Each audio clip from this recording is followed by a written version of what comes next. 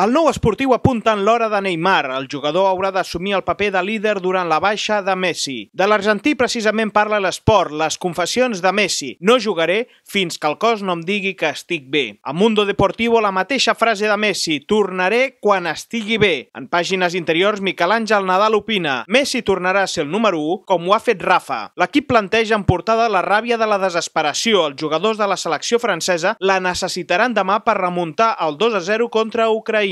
El Corriere dello Sport proclamen Cristiano millor que Messi i ho justifiquen dient que el portuguès vola i l'argentí està en crisi.